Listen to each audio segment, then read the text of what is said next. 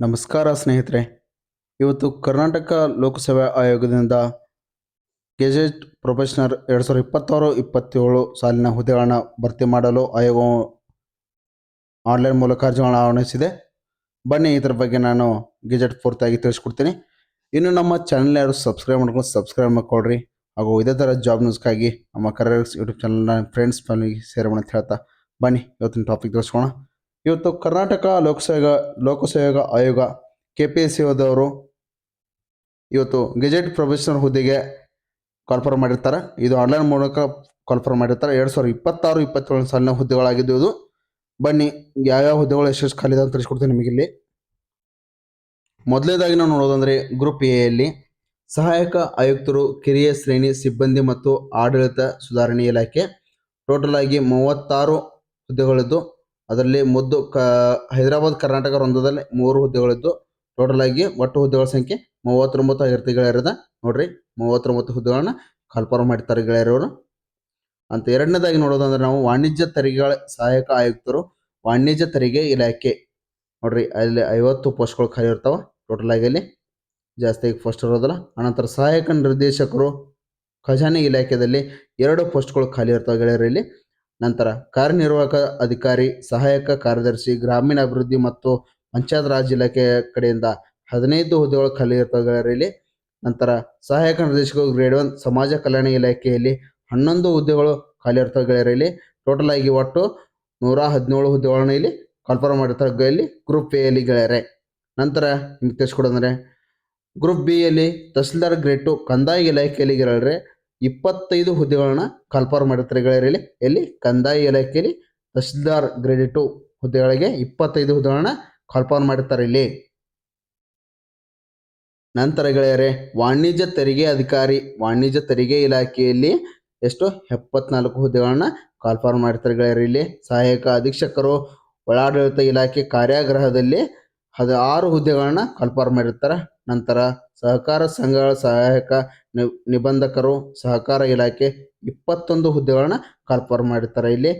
ಸಹಾಯಕ ನಿರ್ದೇಶಕರು, ಕೃಷಿ ಮಾರಾಟ ಇಲಾಖೆ, ಸಹಕಾರ ಇಲಾಖೆಯಲ್ಲಿ 12 ಹುದ್ದೆಗಳನ್ನ ಕಾಲ್ಫರ್ ಮಾಡಿರ್ತಾರೆ.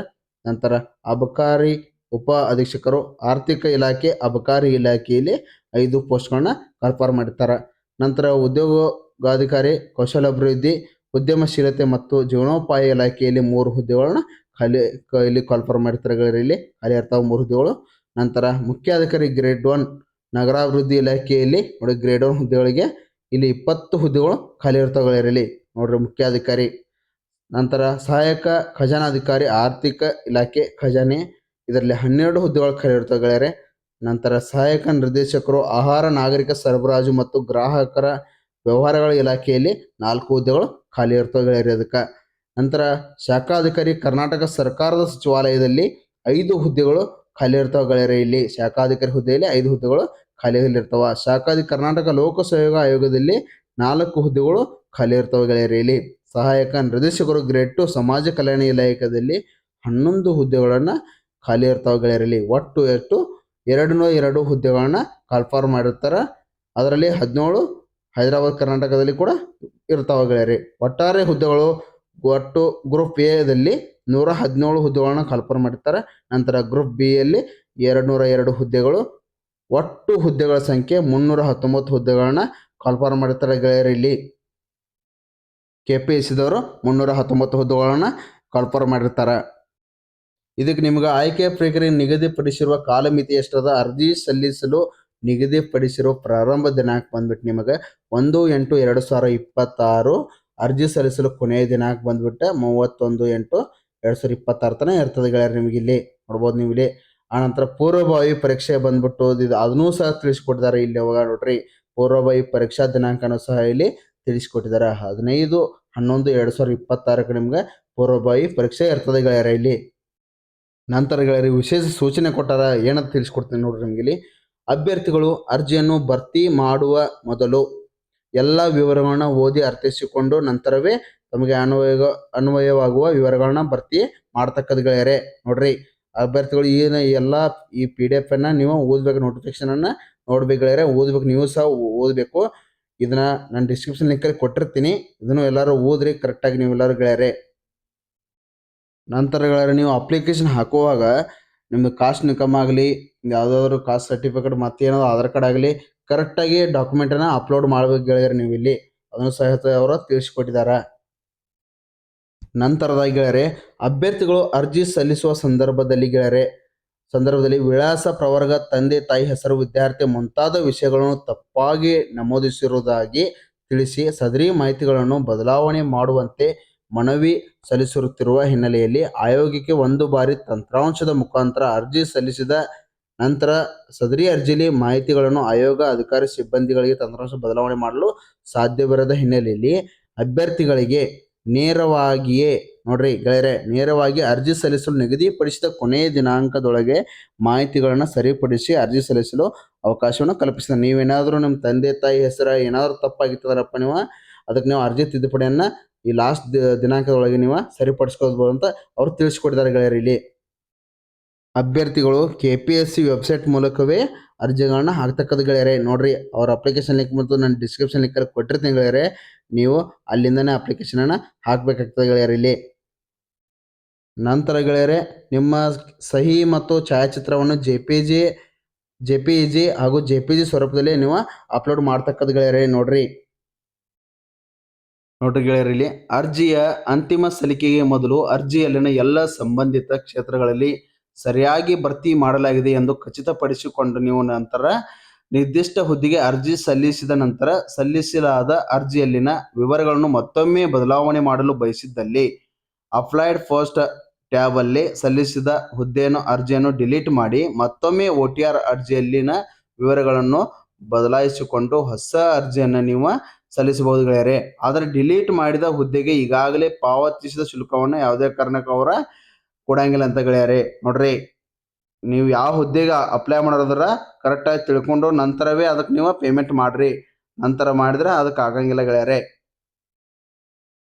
ನೋಡ್ರಿ ಈ ಅರ್ಜಿ ಎಲ್ಲ ತುಂಬಿದ ನಂತರ ನೀವು ಶುಲ್ಕನ ಹೇಗೆ ಪಾವತಿಸಿ ಮಾಡ್ಬೇಕಂದ್ರಪ್ಪ net banking, debit card, credit card, UPI ಮೂಲಕ ನೀವು ಇದನ್ನ ಶುಲ್ಕವನ್ನ ಪಾವತಿಸಬೇಕು ಗೆಳೆಯರೆ. ಈ KS ಹುದ್ದೆಗೆ ಸಂಬಂಧಿಸಿದ ಅರ್ಹತೆ ಶುಲ್ಕವನ್ನು ತಿಳಿಸ್ಕೊಡ್ತೀನಿ ನೋಡ್ರಿ. ಇಲ್ಲಿ ಸಾಮಾನ್ಯ ಅರ್ಹತೆ ಅಭ್ಯರ್ಥಿಗಳಿಗೆ 600 ರೂಪಾಯಿ ಇರೋದಕ್ಕೆ ನಿಮಗೆ ಸಾಮಾನ್ಯ ಅರ್ಹತೆ ಅಭ್ಯರ್ಥಿಗಳಿಗೆ, ಪ್ರವರ್ಗ 2A 3B 3A 3Bಗೆ ಸೇರಿದ ಅಭ್ಯರ್ಥಿಗಳಿಗೆ 300 ರೂಪಾಯಿ ಶುಲ್ಕ ಇರ್ತಾರೆ. ಆನಂತರ ಮಾಜಿ ಸೈನಿಕರಿಗೆ 50 ರೂಪಾಯಿ ಇರ್ತದೆ ಗೆಳೆಯರೆ ಇದಕ್ಕೆ. ಆನಂತರ ಪರಿಶಿಷ್ಟ ಜಾತಿ, ಪರಿಶಿಷ್ಟ ಪಂಗಡ, ಪ್ರವರ್ಗ 1 ಹಾಗೂ ಅಂಗವಿಕಲ ಅಭ್ಯರ್ಥಿಗಳಿಗೆ ಯಾವುದೇ ರೀತಿ ಶುಲ್ಕ ವಿನಾಯಿತಿಯನ್ನ ಇರೋದಿಲ್ಲ ಗೆಳೆಯರೆ. ನೋಡ್ರಿ ಗೆಳೆಯರೆ ಯಾವ ಕ್ಯಾಟಗರಿದವರು ಎಷ್ಟು ಸಲ ಈ ಹುದ್ದೆಗಳನ್ನ ಅಪ್ಲೈ ಮಾಡ್ತಕ್ಕಂಥ ತಿಳಿಸ್ಕೊಡ್ತೀನಿ ನೋಡ್ರಿ. ಎಷ್ಟು ಸಲ ನೀವು ಪ್ರಯತ್ನ ಮಾಡಬಹುದು ಅಂತ ತಿಳಿಸ್ಕೊಡ್ತೀನಿ ನೋಡ್ರಿ. ಇಲ್ಲಿ ಸಾಮಾನ್ಯ ಅರ್ಹತೆ ಜನರಲ್ ಮೆರಿಟ್ ಅಭ್ಯರ್ಥಿಗಳಿಗೆ 5 ಬಾರಿ ಕೊಡ್ತಾರೆ ಗೆಳೆಯರೆ ಜನರಲ್ದವ್ರಿಗೆ. ಆನಂತರ ಪ್ರವರ್ಗ 2A 2B 3A 3B ಅಭ್ಯರ್ಥಿಗಳಿಗೆ 7 ಬಾರಿ ಅವಕಾಶ ಕೊಡ್ತಾರ. ನಂತರ ಪರಿಶಿಷ್ಟ ಜಾತಿ, ಪರಿಶಿಷ್ಟ ಪಂಗಡದವರಿಗೆ ಪ್ರಯತ್ನಗಳ ಮಿತಿ ಇರುವುದಿಲ್ಲ. ನೋಡ್ರಿ ಇಷ್ಟರೊಳಗೆ ನೀವು ಇದನ್ನ KS ಅನ್ನ ಮಾಡ್ಕೊಳ್ಬೇಕಾಗ್ತದ. ಹುದ್ದೆಗಳನ್ನ ಮಾಡ್ಕೊಡೋದ್ರಿಂದ ಇಷ್ಟು ಬಾರಿ ಒಳಗ ಮಾಡ್ಕೊಳ್ಬೇಕಾಗ್ತದೆ ಗೆಳೆಯರೆ. ನೋಡ್ರಿ ಗೆಳೆಯರೆ ಇದಕ್ಕೆ ಕನಿಷ್ಠ ವಯೋಮಿತಿ ಹಾಗೂ ಗರಿಷ್ಠ ವಯೋಮಿತಿಯನ್ನ ಇಲ್ಲಿ ಮೀರಬಾರ್ದಂತ ಕೊಟ್ಟಿದ್ದಾರೆ. ತಿಳಿಸ್ಕೊಡ್ತೀನಿ ನೋಡ್ರಿ. ಕನಿಷ್ಠ ಬಂದ್ಬಿಟ್ಟು ನಿಮ್ಗೆ ಸಾಮಾನ್ಯ ಅರ್ಹತೆ ಅಭ್ಯರ್ಥಿಗಳಿಗೆ ಕನಿಷ್ಠ 21 ವರ್ಷ ಇರ್ಬೇಕು ಗೆಳೆಯರೆ. ಕಂಪಲ್ಸರಿ 21 ವರ್ಷ ಆಗಿರ್ಬೇಕು ಗೆಳೆಯರೆ ಎಲ್ಲರಿಗೂ. ಅನಂತರ ಸಾಮಾನ್ಯ ಅರ್ಹತೆ ಅಭ್ಯರ್ಥಿಗಳಿಗೆ 40 ವರ್ಷ ಗರಿಷ್ಠ ಮೀರಿರಬಾರ್ದು ಗೆಳೆಯರೆ. ಆನಂತರ ಪ್ರವರ್ಗ 2A 2B 3A 3B ಅಭ್ಯರ್ಥಿಗಳು 43 ವರ್ಷಗಳ ಮೀರಿರಬಾರದು. ನಂತರ ಪರಿಶಿಷ್ಟ ಜಾತಿ, ಪರಿಶಿಷ್ಟ ಪಂಗಡ, ಪ್ರವರ್ಗ 1 ಅಭ್ಯರ್ಥಿಗಳಿಗೆ 45 ವರ್ಷ ಮೀರಿರಬಾರದು ಗೆಳೆಯರು. ನೋಡ್ರಿ ನಂತರ ಗೆಳೆಯರು ಮಾಜಿ ಸೈನಿಕನಾಗಿದ್ದಲ್ಲಿ ಸೇವೆ ಸಲ್ಲಿಸಿರುವಷ್ಟು ವರ್ಷಗಳಿಗೆ 3 ವರ್ಷಗಳನ್ನು ಸೇರಿಸಿದರೆ ಎಷ್ಟು ವರ್ಷಗಳಾಗುವುದೋ ಅಷ್ಟು ವರ್ಷಗಳವರೆಗೆ ಅವ್ರಿಗೆ ಇದನ್ನ ಹಾಕ್ಬೋದು ಗೆಳೆಯರೆ. ಅವ್ರಿಗೆ ಗರಿಷ್ಠ ಮಿತಿ ಇರ್ತದೆ ಗೆಳೆಯರೆ ಅವ್ರಿಗೆ. ಆನಂತರ ಅಂಗವಿಕಲ ಅಭ್ಯರ್ಥಿಗಳಿಗೆ 10 ವರ್ಷ ಇರ್ತದೆ ಗೆಳೆಯರಿಗೆ. ಆನಂತರ ವಿಧವೆ ಆಗಿದ್ದಲ್ಲಿ ಅಭ್ಯರ್ಥಿ ಸಕ್ಷಮ ಪ್ರಾಧಿಕಾರ ತಾನು ವಿಧವೆ ಎಂದು ಹಾಗೂ ಮದುವೆ ಆಗಿರುವುದಿಲ್ಲ ಎಂಬ ಪ್ರಮಾಣ ಪತ್ರವನ್ನು ಪಡೆದುಕೊಂಡು ಆಯೋಗ ಸೂಚಿಸಿದಾಗ ಇದರ ಮೂಲ ಪ್ರತಿಯನ್ನು ಪರಿಶೀಲನೆಗೆ ಹಾಜರುಪಡಿಸಬೇಕಾದ್ರೆ ಅವ್ರಿಗೂ ಸಹ 10 ವರ್ಷಗಳ ಇರ್ತದೆ ಗೆಳೆಯರೆ ಇದಕ್ಕೆ. ನಂತರ ಗೆಳೆಯರೆ ಇದಕ್ಕೆ ಫಿಸಿಕಲ್ ಟೆಸ್ಟ್ ಏನಿದೆ ಅಂತ ತಿಳಿಸ್ಕೊಡ್ತೀನಿ ನೋಡ್ರಿ. ನಿಮ್ಗೆ ಸೇವೆ ಬಂದ್ಬಿಟ್ಟು ಕರ್ನಾಟಕ ಪೊಲೀಸ್ ಸೇವೆ DYSP ಸಿವಿಲ್ ಗ್ರೂಪ್ ಎದಲ್ಲಿ ಗೆಳೆಯರೆ ಈಗ ಎತ್ತರ ನಿಮ್ಗೆ 165 ಸೆಂಟಿಮೀಟರ್ ಇರ್ಬೇಕು ಗೆಳೆಯರೆ. ನಿಮ್ಗೆ ಇದೇ ಸುತ್ತಳತೆ 84 ಸೆಂಟಿಮೀಟರ್ ಆಗಿರ್ಬೇಕು ಪುರುಷರದು ಗೆಳೆಯರದು ಹೇಳಕತ್ತದ್ದು. ನಂತರ ವಿಸ್ತರಣೆ ಎದೆಯನ್ನು ಪೂರ್ಣವಾಗಿ ವಿಸ್ತರಿಸಿದಾಗ 5 ಸೆಂಟಿಮೀಟರ್ ಜಾಸ್ತಿ ಆಗಬೇಕು ಗೆಳೆಯರಿ. ನಿಮ್ದು 84 ಇದ್ದಲ್ಲಿ ನಿಮಗೆ 5% ಜಾಸ್ತಿ ಆಗಬೇಕು ಗೆಳೆಯರಿ ನೀವು ನೋಡ್ರಿ. ನಂತರ ಕರ್ನಾಟಕ ಕಾರ್ಯಾಗೃಹದಲ್ಲಿ 168 ಸೆಂಟಿಮೀಟರ್. ನಂತರ ಎತ್ತರ ಬಂದ್ಬಿಟ್ಟು ನಿಮ್ಗೆ ಎದೆ ಸುತ್ತಳತೆ ಬಂದ್ಬಿಟ್ಟು 86, ಅದಕ್ಕೆ ನೀವು ಜಾಸ್ತಿ ಎಕ್ಸ್ಪೋಸ್ 5 ಮಾಡಬೇಕು 5%. ನಂತರ ಅಬಕಾರಿ ಉಪ ಅಧೀಕ್ಷಕರದಲ್ಲಿ 163 ಸೆಂಟಿಮೀಟರ್ ಇರ್ತದೆ, ಅದಕ್ಕೆ ನೀವು 81 ಸೆಂಟಿಮೀಟರ್ ಇದೇ ಸುತ್ತಳತೆ ಇರಬೇಕು, ಅದಕ್ಕೆ 5 ಮೀಟರ್ ನೀವು ಜಾಸ್ತಿನ ಹೆಚ್ಚಿಗೆನ ಮಾಡ್ಬೇಕಾಗ್ತದೆ ಗೆಳೆಯರೆ. ನಂತರ ತೂಕ ಬಂದ್ಬಿಟ್ಟು ಇದಕ್ಕೆ ಅನ್ವಯ ಆಗುದಿಲ್ಲ ಗೆಳೆಯರೆ, ಅದಕ್ಕೆ ಪುರುಷರಿಗೆ ಎಷ್ಟು ತೂಕ ಇದ್ರೂ ನಡೀತದೆ ಅಂತ. ಎತ್ತರ ಬಂದ್ಬಿಟ್ಟು ಇದೀಗ ಮಹಿಳೆಯರಲ್ಲಿ ಹೇಳ್ತೀನಿ ಕೊಡ್ತೀನಿ ನಿಮಗೆ ಗೆಳೆಯರಿಗೆ. ಮಹಿಳೆಯರಲ್ಲಿ ಬಂದ್ಬಿಟ್ಟು ಎತ್ತರ ಬಂದ್ಬಿಟ್ಟು 157 ಸೆಂಟಿಮೀಟರ್ ಇರ್ಬೇಕು ಗೆಳೆಯರೆ ನಿಮ್ಗೆ. ಆ ನಂತರ ಇದೇ ಸುತ್ತಳತೆ ಇವರಿಗೆ ಹೆಣ್ಮಕ್ಳಿಗೆ ಅನ್ವಯ ಆಗುದಿಲ್ಲ ಗೆಳೆಯರೆ. ತೂಕ ಬಂದ್ಬಿಟ್ಟು ಮಹಿಳೆಯರ ಎತ್ತರ ತಕ್ಕಂತೆ ಆದರೆ 46 kg ಕಡಿಮೆ ಇಲ್ಲದಂತೆ ಗೆಳೆಯರೆ. ನೋಡ್ರಿ 46 kg ಕಡಿಮೆ ಇರದಂತೆ ಅಲ್ಲಿ DYSP ಪೋಸ್ಟಲ್ಲಿ ಸಿವಿಲ್ ಗ್ರೂಪ್ ಎಲ್ಲಿ 146 kg ಇಲ್ಲದಂತೆ ಹೆಚ್ಚಿಗೆ ಆಗಿ ತೂಕ ಇರಬೇಕು ಮಹಿಳೆಯರದು. ನಂತರ ಕರ್ನಾಟಕ ಕಾರ್ಯಾಗಾರದಲ್ಲಿ ಅದೇ ಸೇಮ್ 46 kgನೇ ಇರ್ತದೆ ಗೆಳೆಯರೆ. ನಂತರ ಅಬಕಾರಿ ಉಪ ಅಧೀಕ್ಷಕರು 49 kg ಕ್ಕಿಂತ ಹೆಚ್ಚಾಗಿರ್ಬೇಕು ಗೆಳೆಯರೆ, ಅದನ್ನ 49ಕ್ಕಿಂತ ಕಡಿಮೆ ಆಗಿ ಇರಬಾರ್ದು ಗೆಳೆಯರೆ ತೂಕವನ್ನ. ಗೆಳೆಯರೆ ಇಲ್ಲಿ ಹುದ್ದೆಗಳ ವರ್ಗೀಕರಣ ಮಾಡಿದಾರ. ಈ ಹುದ್ದೆಗಳ ವರ್ಗೀಕರಣ ನೀವೆಲ್ಲರೂ ನೋಡ್ಕೊಳ್ಬೇಕು ಗೆಳೆಯರೆ. ಇಲ್ಲಿ ಸದರಿ ಕ್ಯಾಟಗರಿ ವೈಸ್ ನೀವು ಪೋಸ್ಟ್ಗಳನ್ನ ಇಲ್ಲಿ ಕರೆದಿರ್ತಾರ. ಮಹಿಳೆಯರಿಗಾಗಲಿ, ಗ್ರಾಮೀಣ ಆಗಲಿ, ಮಾಜಿ ಸೈನಿಕರಾಗಲಿ ಇವರೆಲ್ಲ ಕರೆದಿರ್ತಾರೆ ಗೆಳೆಯರೆ. ಇದನ್ನೆಲ್ಲ ನಾವು ಮಾಡ್ಕೊಂಡು ಅಪ್ಲಿಕೇಶನ್ ಹಾಕ್ಬೇಕಾಗ್ತದೆ. ಕಂಪಲ್ಸರಿ ಆಗಿ ಪ್ರತಿಯೊಬ್ಬರು ಈ ಅಪ್ಲಿಕೇಶನ್ ಹಾಕೋರು ಈ PDF ಅನ್ನ ನೀವು ನೋಡಲೇಬೇಕು, ಓದಲೇಬೇಕು ಗೆಳೆಯರೆ. ನೋಡ್ರಿ ಈ PDF ಲಿಂಕ್ ಬಂದ್ಬಿಟ್ಟು ನಾನು ಡಿಸ್ಕ್ರಿಪ್ಷನ್ ಲಿಂಕ್ ಕೊಟ್ಟಿರ್ತೀನಿ ಗೆಳೆಯರೆ. ನೀವೆಲ್ಲರೂ ಕಂಪಲ್ಸರಿ ಆಗಿ ಇದನ್ನ ನೋಡಿ ನಿಮ್ಮ ಕ್ಯಾಟಗರಿ ವೈಸ್ ಅಪ್ಲಿಕೇಶನ್ ಹಾಕ್ಬೋದು ಗೆಳೆಯರೆ. KPSC ದೇವ್ರ ಕಡೆಯಿಂದ 319 ಹುದ್ದೆಗಳನ್ನ KS ಹುದ್ದೆಗಳನ್ನ ಕಾಲ್ಫಾರ್ಮ್ ಮಾಡಿರ್ತಾರೆ ಗೆಳೆಯರಲ್ಲಿ. ಗ್ರೂಪ್ A ಹಾಗೂ B ಹುದ್ದೆಗಳನ್ನ ಇಲ್ಲಿ ಕಾಲ್ಫಾರ್ಮ್ ಮಾಡಿರ್ತಾರೆ. 319 ಹುದ್ದೆಗಳನ್ನ ಕಾಲ್ಫಾರ್ಮ್ ಮಾಡಿರ್ತಾರೆ. ಇದಕ್ಕೆ ಅರ್ಜಿ ಸಲ್ಲಿಸಲು ಪ್ರಾರಂಭ ದಿನಾಂಕ ಬಂದ್ಬಿಟ್ಟು 1/8/2026, ಕೊನೆಯ ದಿನಾಂಕ ಬಂದ್ಬಿಟ್ಟು ಗೆಳೆಯರು ಇದಕ್ಕೆ 31/8/2026 ತನಕ ಇರ್ತದೆ. ನೀವೆಲ್ಲರೂ ಅಪ್ಲಿಕೇಶನ್ ಹಾಕ್ರಿ ಗೆಳೆಯರೆ. ಇದಕ್ಕೆ ಕ್ವಾಲಿಫಿಕೇಶನ್ ಬಂದ್ಬಿಟ್ಟು ಎಲ್ಲರೂ ಕಂಪಲ್ಸರಿ ಆಗಿ ಡಿಗ್ರಿ ಆಗಿರಬೇಕು ಗೆಳೆಯರೆ. ಇದಕ್ಕೆ ನೋಡ್ರಿ ಡಿಗ್ರಿ ಆದವ್ರು ಮಾತ್ರ ಇದಕ್ಕೆ ನೀವು ಅಪ್ಲೈ ಮಾಡ್ತಕ್ಕದ್ದು ಗೆಳೆಯರೆ. ಇದಕ್ಕೆ ಗ್ರೂಪ್ A ಹಾಗೂ B ಹುದ್ದೆಗಳನ್ನ ಇಲ್ಲಿ ಕಾಲ್ಫಾರ್ಮ್ ಮಾಡಿರ್ತಾರ ನೋಡ್ರಿ ಗೆಳೆಯರೆ. ಹಾಗೂ ಇದೇ ಥರ ಜಾಬ್ ನ್ಯೂಸ್ಗಾಗಿ ನಮ್ಮ ಕರಿಯರ್ ಯೂಟ್ಯೂಬ್ ಚಾನಲ್ನ ಸಬ್ಸ್ಕ್ರೈಬ್ ಮಾಡ್ಕೊಳ್ರಿ. ಈ ಜಾಬ್ ನ್ಯೂಸ್ ನಿಮ್ಗೆ ಇಷ್ಟ ಆಗಿದೆ ಅಂತ ತಿಳ್ಕೊಂಡಿರ್ತೀನಿ. ಹಾಗೂ ಇದೇ ಥರ ಹೊಸ ಜಾಬ್ ನ್ಯೂಸನ್ನ ತೊಗೊಂಡು ಬರ್ತಿರ್ತೀನಿ. ನಿಮ್ಮ ಫ್ರೆಂಡ್ಸ್ ಫ್ಯಾಮಿಲಿಯಲ್ಲಿ ಯಾರಾದರೂ ಜಾಬ್ ಟ್ರೈ ಮಾಡ್ತಿದ್ರೆ ಅವ್ರಿಗೆ ಈ ವಿಡಿಯೋನ ಶೇರ್ ಮಾಡಿ ಅಂತ ಹೇಳ್ತಾ